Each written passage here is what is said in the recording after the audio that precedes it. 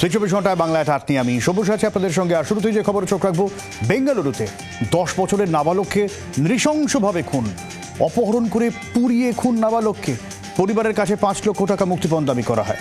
Police তদন্ত যখন চালাচ্ছিল সেই সময় রাস্তায় মৃতদেহ উদ্ধার হয়।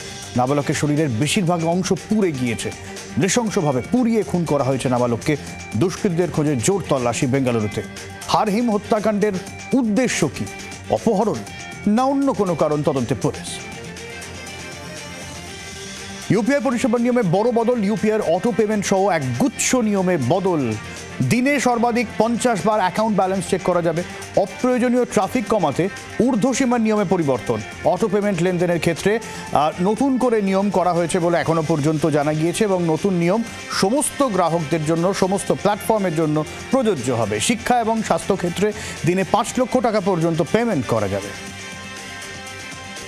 মধ্যপ্রদেশে অবিরাম বৃষ্টি, ব্যাপক ক্ষতিগ্রস্ত সুজবা গ্রাম। গোটা গ্রাম কার্যত জলের তলায়।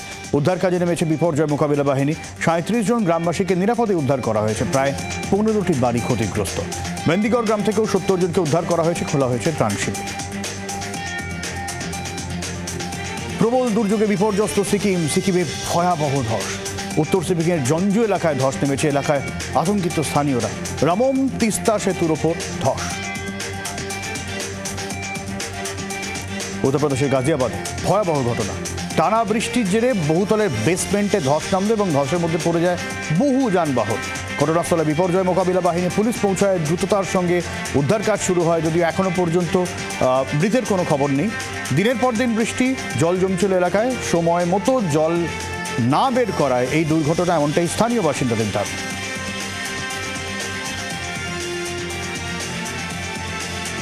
দক্ষিণ ভারতে লাগাতার বৃষ্টি, নদীর জলস্তর বৃদ্ধি পেয়ে গ্রামের পর গ্রাম বন্যা পরিস্থিতি। তুঙ্গভদ্র নদীর জলে ভেসে গিয়েছিলেন এক মহিলা। কর্ণাটকের হাভেলির ঘটনা।